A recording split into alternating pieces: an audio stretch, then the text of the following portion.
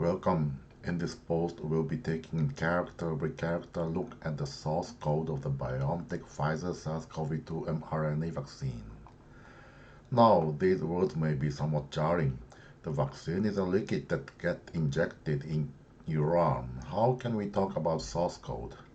This is a good question, so let's start off with a small part of the very source code of the BioNTech Pfizer vaccine, also known as BNT162b2, also known as tocilizumab, also known as Comirnaty. The BNT162b2 mRNA vaccine has this digital code at its heart. It is 4,284 characters long, so it would fit in a bunch of tweets. At the very beginning of the vaccine production process, someone uploaded this code to a DNA printer, which then converted the bytes on disk to actual DNA molecules. Out of such a machine come tiny amounts of DNA, which after a lot of biological and chemical processing end up as RNA in the vaccine vial.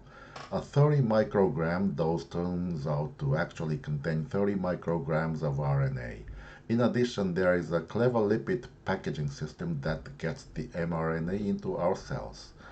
RNA is the volatile working memory version of DNA. DNA is like the flash drive storage of biology. DNA is very durable, internally redundant, and very reliable. But much like computers do not execute code directly from a flash drive, before something happens, code gets copied to a faster, more versatile, yet far more fragile system. For computers, this is RAM. For biology, it is RNA. The resemblance is striking. Unlike flash memory, RAM degrades very quickly unless lovingly tended to. The reason the Pfizer-BioNTech mRNA vaccine must be stored in the deepest of deep freezers is the same.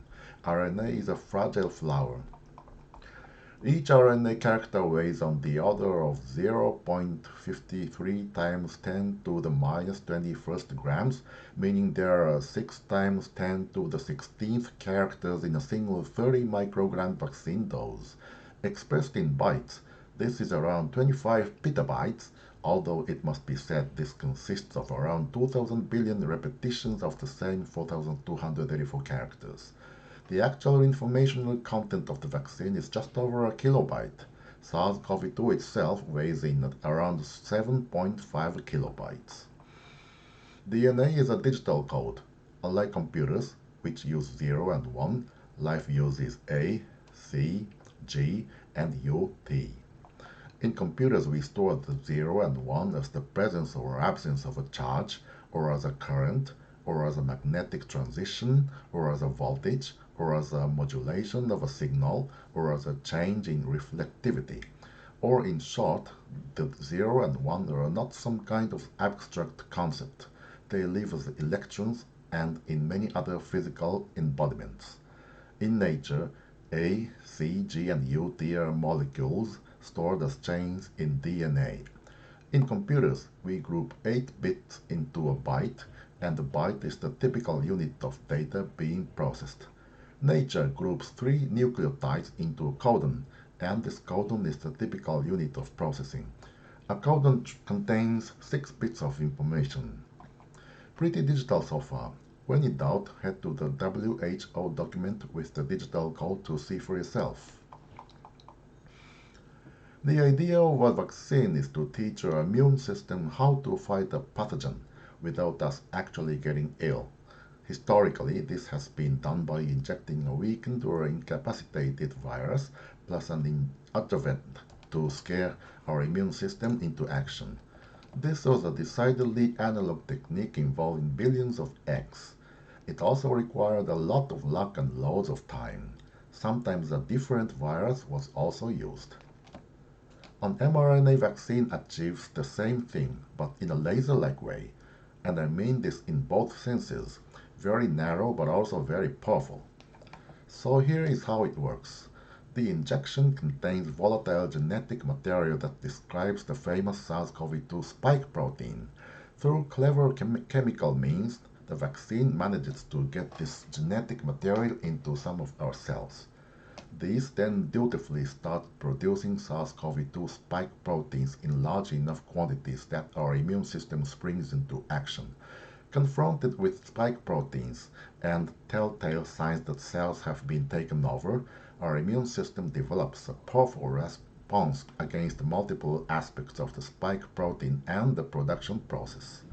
And this is what gets us to the 95% efficient vaccine. Let's start at the very beginning, a very good place to start. The WHO document has this helpful picture.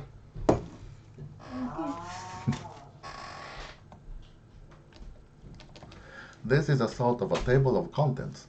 We'll start with the cap, actually depicted as a little hat. Much like you can't just plunk opcodes in a file on a computer and run it. The biological operating system requires headers, has linkers and things like coding conventions. The code of the vaccine starts with the following two nucleotides. This can be compared very much to every DOS and Windows executable starting with MZ or a Unix script starting with hash exclamation mark. In both live and operating systems, these two characters are not executed in any way, but they have to be there because otherwise nothing happens. The mRNA cap has a number of functions. For one, it marks code as coming from the nucleus. In our case, of course, it doesn't. Our code comes from a vaccination. But we don't need to tell the cell that. The cap makes our code look legit, which protects it from destruction. The initial two GA nucleotides are also chemically slightly different from the rest of the RNA. In this sense, the GA has some out-of-band signaling on it. Some lingo here. RNA molecules can only be read in one direction. Confusingly, the part where the reading begins is called the 5'. The reading stops at the 3' end. Life consists of proteins, and these proteins are described in RNA. When RNA gets converted into proteins, this is called translation. Here we have the 5' untranslated region, so this bit does not end up in the protein. Here we encounter our first surprise. The normal RNA characters are A, C, G, and U. U is also known as T in DNA. But here we find a psi. What is going on? This is one of the exceptionally clever bits about the vaccine. Our body runs a powerful antivirus system. For this reason, cells are extremely unenthusiastic about foreign RNA and try very hard to destroy it before it does anything. This is somewhat of a problem for our vaccine. It needs to sneak past our immune system. Over many years of experimentation, it was found that if the U in RNA is replaced by a slightly modified molecule, our immune system loses interest. For real. So in the BioNTech Pfizer vaccine, every U has been replaced by one methyl 3' pseudouridylyl, denoted by psi.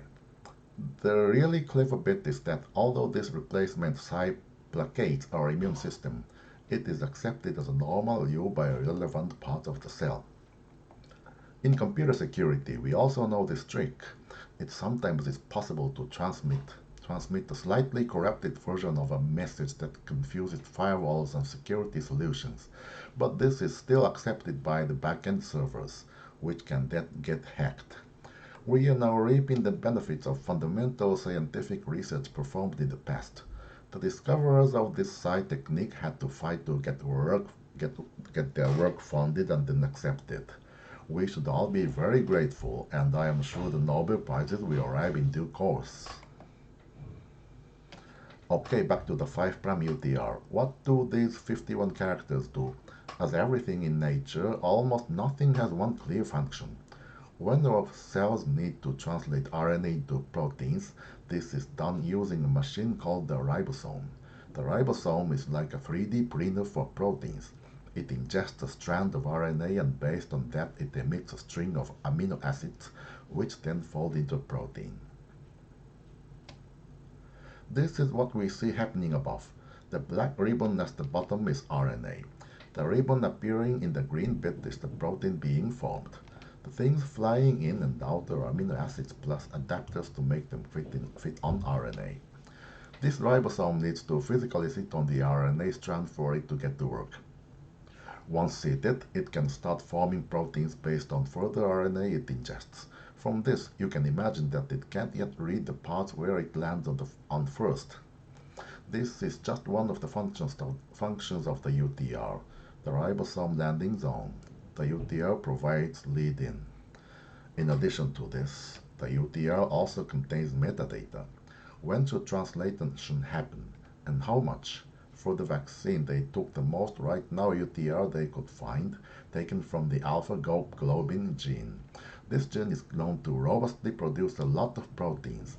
In previous years, scientists had already found ways to optimize this UTR even further, so this is not quite the alpha-globin UTR, it is better.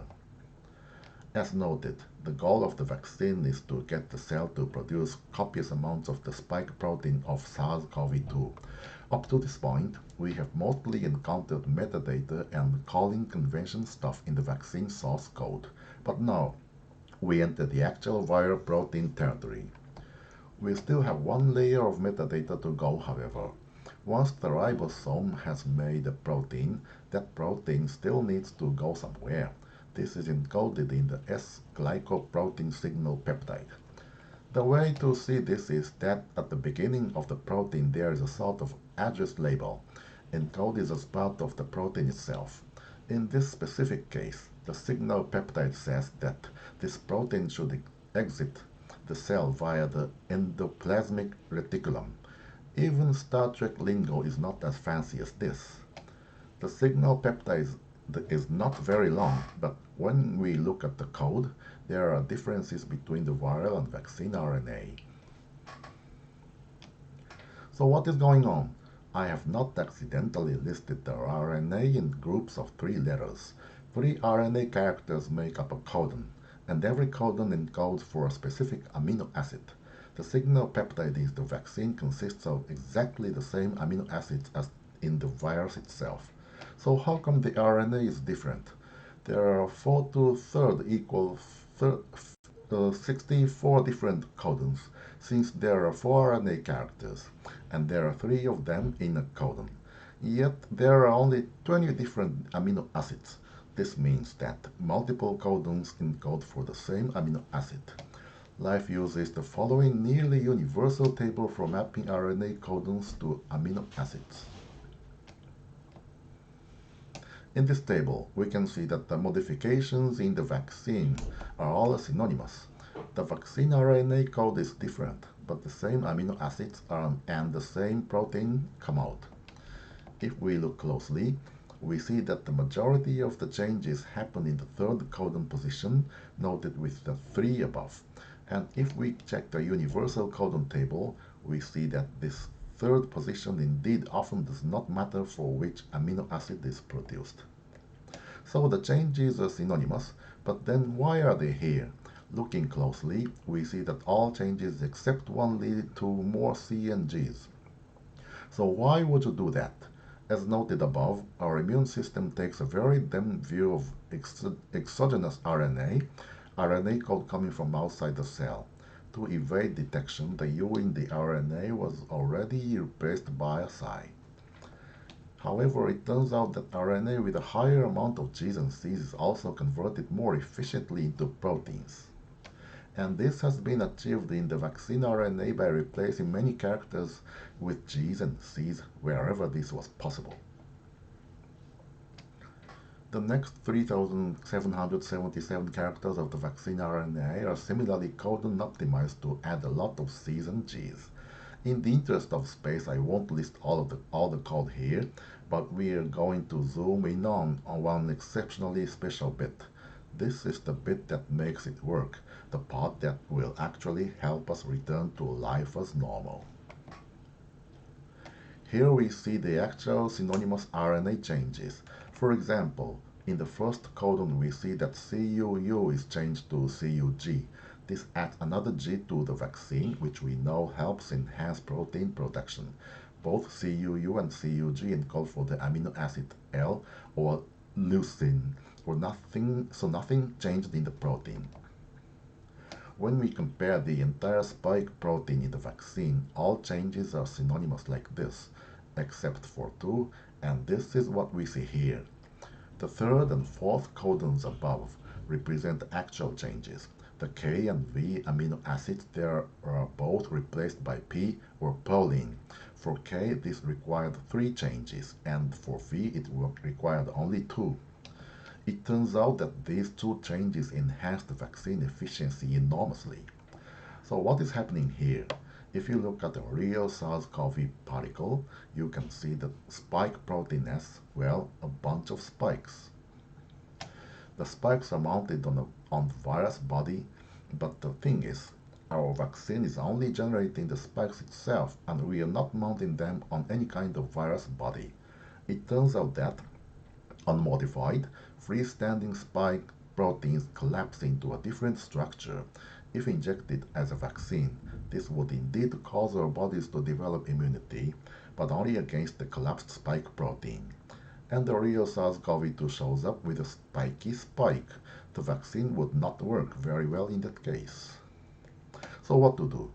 In 2017, it was described how putting a double proline substitution in just the right place would make the SARS-CoV-1 and MERS-S proteins take up their perfusion configuration even without being part of the whole virus. This works because proline is a very rigid amino acid. It acts as a kind of splint, stabilizing the protein in the state we need to show to the immune system. The people that discovered this should be walking around high-fiving themselves incessantly. Unbearable amounts of smugness should be emanating from them, and it will all be well-deserved. If we scroll through the rest of the source code, we encounter some small modifications at the end of the spike protein. At the end of a protein, we find a stop codon, denoted here by a lowercase s. This is a polite way of saying that the protein should end here. The original virus uses the UAA stop codon. The vaccine uses 2 UGA stop codons, perhaps just for good measure.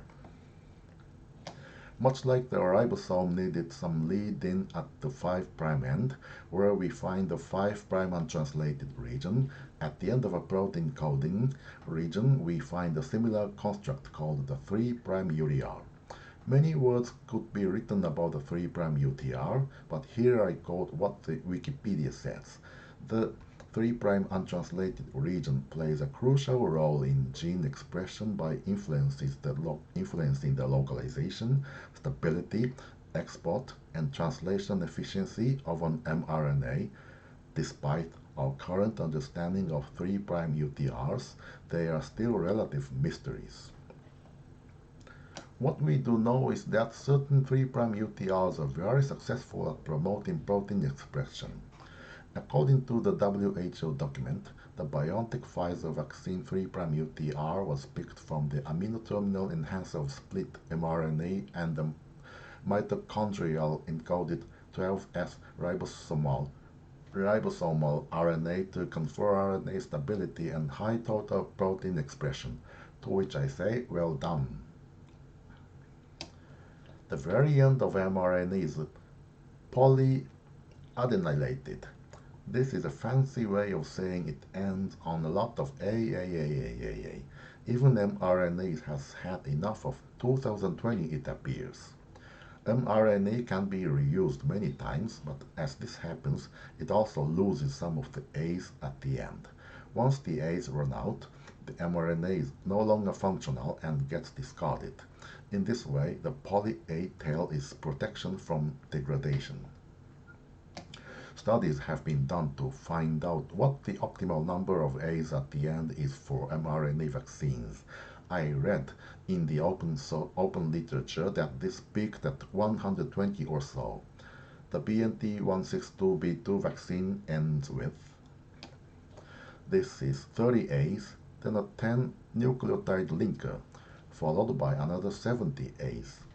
I suspect that what we see here is the result of further proprietary optimization to enhance protein expression even more. With this, we know We now know the exact mRNA contents of the BNT162b2 vaccine, and for most parts we understand why they are there. The cap to make sure the RNA looks like regular mRNA. A known successful and optimized 5' untranslated region. A codon-optimized signal peptide to send the spike protein to the right place. A codon-optimized version of the original spike with two proline substitutions to make sure the protein appears in the right form. A known successful and optimized 3' untranslated region. A slightly mysterious poly A tail with an unexplained linker in there. The codon optimization adds a lot of G and C to the mRNA. Meanwhile, using Psi instead of U helps evade our immune system, so the mRNA stays around long enough so we can actually help train the immune system.